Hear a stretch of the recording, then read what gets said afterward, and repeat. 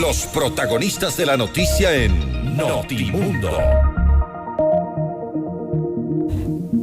Y saludamos a esta hora al ingeniero Enrique Pita, vicepresidente del Consejo Nacional Electoral. Ingeniero Pita, muy buenas noches y gracias por acompañarnos. Le saluda María del Carmen Álvarez. ¿Cómo está usted, María del Carmen? Un gusto saludarla, un gusto compartir con usted estos momentos. Gracias, pues, nuevamente por acompañarnos en este espacio. Cuéntenos un poco, ingeniero, cómo va, pues, avanzando este proceso. Como lo dije hace un momento, estamos en la etapa de inscripción de candidaturas. ¿Cómo se va cumpliendo este paso del proceso? Como usted mencionó, María del Carmen, desde el 22 de agosto se inició el periodo de inscripción de candidaturas de conformidad con el calendario que se aprobó previamente, y esto corre hasta el 20 de septiembre. La mala noticia es que hasta este momento, hoy, lo único que hemos tenido son 48 inscripciones de alcalde. Si son 221 cantones donde se van a elegir alcaldes, y más o menos se prevé que podrían haber no menos de 10 inscripciones, 10 candidatos a alcalde por cantón, representan 2.210 potenciales candidatos que se inscribirían, y si solamente tenemos como 48, como se lo mencioné hace un instante, representa que un poco más del 2% es lo que se ha inscrito del gran total esperado. Y en el caso de prefectos se vuelve a dar una circunstancia como esta, de 24 cantones y esperando 10 candidatos a prefectos, 24 provincias y esperando 10 candidatos promedio por provincia. De un total de 240, hasta el momento solamente registramos 11 inscripciones. Eso es algo más del 5%. Lamentablemente, sospechamos que la última semana es cuando se va a producir un gran caudal de inscripciones, la gran cantidad de inscripciones por parte de las organizaciones políticas, obviamente con las dificultades que eso puede traer respecto, uno, al sistema, respecto a toda la documentación que tiene que ingresar al mismo tiempo. Pero estamos preparados para eso y espero que no suceda. Claro, van a tener sin lugar a dudas una acumulación de trabajo si es que no se hacen las inscripciones oficiales a tiempo. ¿Cómo van? ¿Cómo considera usted? ¿Por qué considera usted, pues, que se ha dado esta baja inscripción de candidaturas, ingeniero Pita? ¿A qué responde esta situación? En la experiencia me dice que es usual. Hoy todas las inscripciones van a ser en línea, pero en ocasiones anteriores, cuando las inscripciones son de carácter personal, no es extraño ver que a última hora, antes de las 6 de la tarde del último día, cuando se cierra el periodo de las inscripciones y se cierran las puertas de las delegaciones, usted ve las organizaciones políticas, los representantes de las organizaciones políticas tratando de, en ese momento, llenar formularios. Y no ha sido extraño, y lo puedo decir porque haberlo visto, no ha sido extraño ver que en ese momento están tratando de capturar personas para que le firmen formularios. Claro, ahora es diferente. La ley determina que todos los candidatos tienen que haber pasado por un proceso de democracia interna, pero aún así sorprende que si ya se hicieron los procesos de democracia interna, ya los candidatos aceptaron ser postulados, obviamente ya llenar los formularios es una cosa que debió haberse hecho con mucho más agilidad, pero esa es en la práctica la costumbre y ojalá no tengamos algún problema de última hora cuando traten de ingresar documentación cuando el sistema se cierra. Y lastimosamente, usted lo acaba de decir, esa es la duda que se genera entre los ciudadanos, es decir, si ya las organizaciones políticas debieron haber pasado por un proceso de democracia interna, pues deberían estar listos, de lo contrario pensaríamos que estamos ante intercambios a conveniencia. Podría suceder, porque a última hora, especialmente cuando ya se hicieron alianzas entre organizaciones políticas que debieron haber sido registradas, porque tampoco no se trata de hacer alianzas sin que se hayan registrado dentro del periodo que estuvo abierto para el efecto, posiblemente discrepancias respecto a la posición de las candidaturas o renuncia de quienes ya fueron en su momento postulados, lleva a que las organizaciones políticas no procedan con la agilidad que se espera o que debería de darse para efecto de estar en tranquilidad, ya haber cumplido con el proceso y obviamente facilitar el trabajo que le corresponde hacer a las diferentes delegaciones provinciales. ¿Y cómo se ve hasta el momento esas alianzas entre las diferentes organizaciones políticas? Porque hay beneficios en caso de darse. Bueno, yo creo que los beneficios que se implementaron en esta ocasión, o que se complementaron en esta ocasión, porque están en la ley, ha permitido que más organizaciones políticas traten de enfrentar este proceso aliadas. Pero también es cierto, y tenemos que reconocerlo, y esto como ciudadano, que usted ve alianzas que no necesariamente se unen organizaciones políticas por un marco referencial ideológico o por antecedentes respecto al desarrollo o actividad política. Es un poco por la necesidad de estar aliados para beneficiarse de lo que se decidió en su momento. Por ejemplo, los candidatos de una alianza van a tener un 20% más de recursos para su promoción electoral de lo financiado por el Estado, ¿se entiende? Pero adicionalmente, y esto es importante, las organizaciones políticas van a ser reconocidas en el porcentaje total de votación que obtienen en cada circunscripción, para cada una de ellas. O sea, no se fracciona en función de las 2, 3, 4 o 5 alianzas, sino que si obtuvieron un 3-4%, ese 3-4% le corresponderá a cada organización política, y lo mismo en las candidaturas.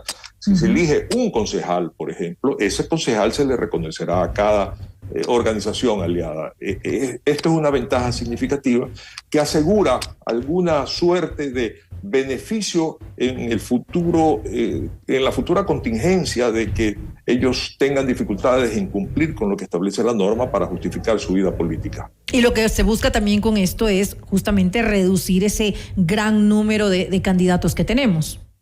Por un lado, sí, definitivamente fue la intención de la función electoral, pero también hay que reconocer para que las organizaciones políticas es una necesidad de supervivencia en más de una ocasión, ¿verdad? Ahora, ¿cuántas personas, ingeniero Pita, se encuentran trabajando en este proceso? Porque a la par, pues, de la inscripción de candidaturas, deben ir avanzando, pues, obviamente, en procesos internos ahí en el CNE.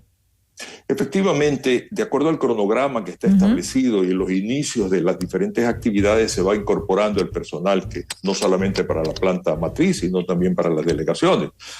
Por ejemplo, se está preparando ya la gente que se va a incorporar para las capacitaciones.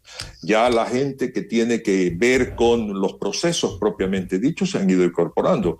Lo importante en este caso es mencionar el hecho de que no son menos de 40,000 personas las que se incorporan a todo el Consejo Nacional Electoral, entiéndase matriz y entiéndase también delegación, para llevar adelante un proceso.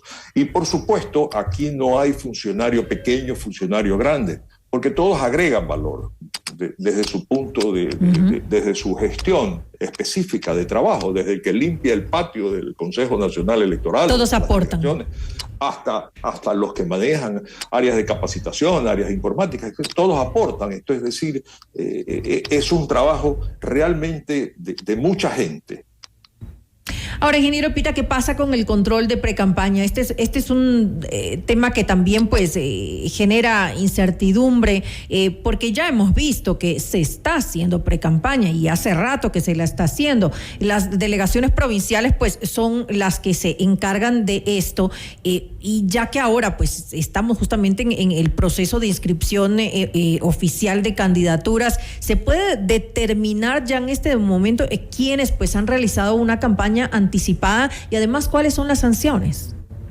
Lamentablemente hay un vacío legal enorme en el Código de la Democracia. El artículo 278 del Código de la Democracia, en su numeral 1, establece sanciones para lo que se define ahí como precampaña electoral. Es una infracción electoral grave. Sin embargo, en todo el Código de la Democracia, usted no encuentra un artículo o una referencia de qué es precampaña electoral y cuál es el periodo en el cual debe considerarse de tal precampaña. Se habla ya de la campaña que se inicia, por supuesto, en este caso, desde el 3 de enero. Pero en el Código de la Democracia no hay una definición. Por lo tanto, hay un delito sancionado, pero no está descrito. Por lo tanto, hay un impedimento legal para nosotros, porque en el derecho público solo se puede hacer lo que está contemplado en la ley para sancionar esto que es precampaña. Y al amparo de esto hay un abuso, sí señor. Autoridades que se encuentran promocionándose,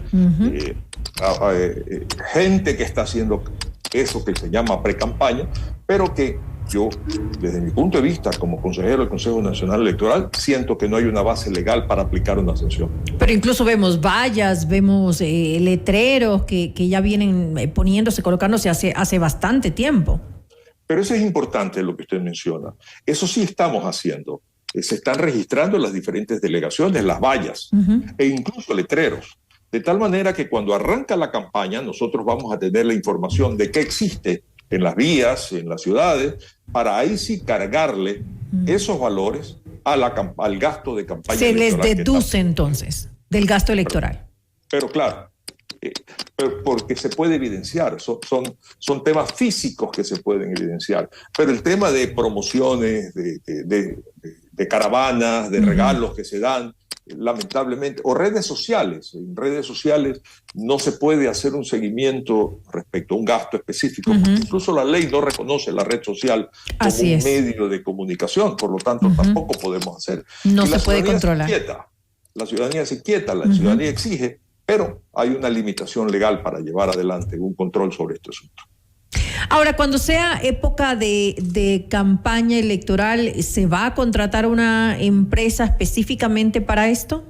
Estamos en eso. Precisamente hay un concurso público abierto en este momento para contratar una empresa que haga ese monitoreo precisamente. ¿Y cuándo se va a definir esto?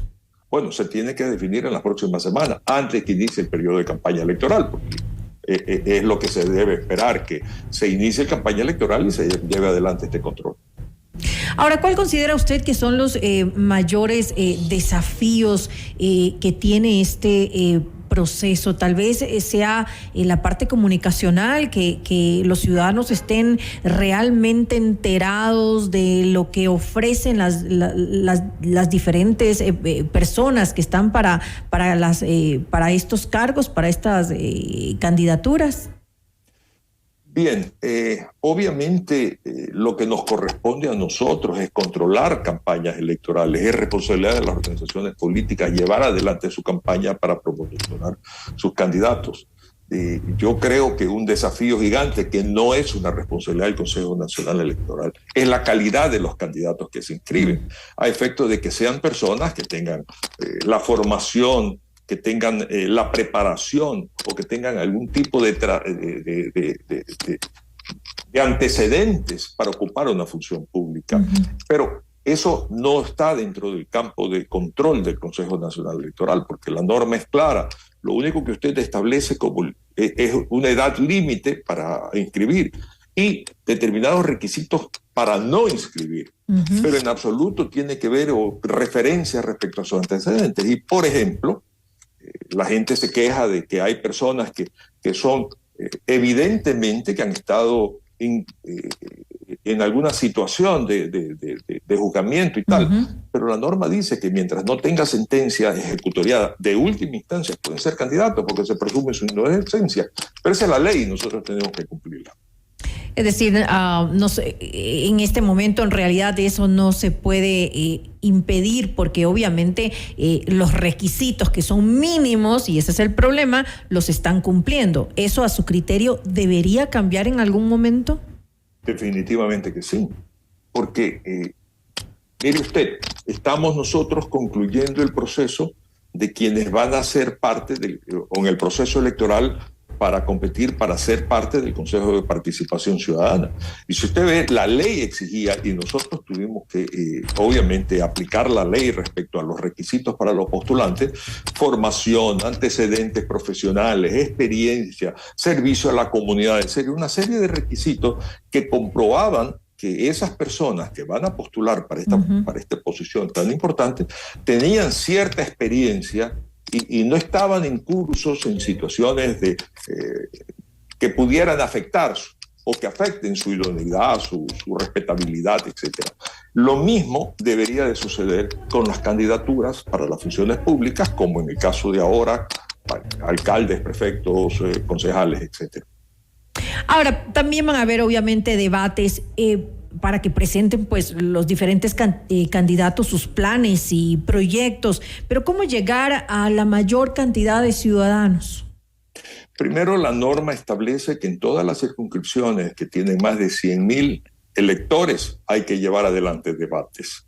En este caso, el número de debates con el cual vamos a tener que enfrentarnos es de 38, entendiéndose que hay 17 prefectos y 21 alcaldes. 17 prefectos porque son 17 provincias que tienen más de 100.000 alcaldes, y tienen más de 100.000 habitantes, y 21 candidatos a alcaldías, o 21 alcaldías porque tienen más de 100.000 electores. Ese trabajo ha sido delegado para que lo ejecuten, lo lleven adelante las delegaciones provinciales. Y es lógico, porque las delegaciones provinciales conocen sus medios, los directores, es más fácil para ellos encontrar el sitio, hacer las aproximaciones con la comunidad para poder hacer los debates.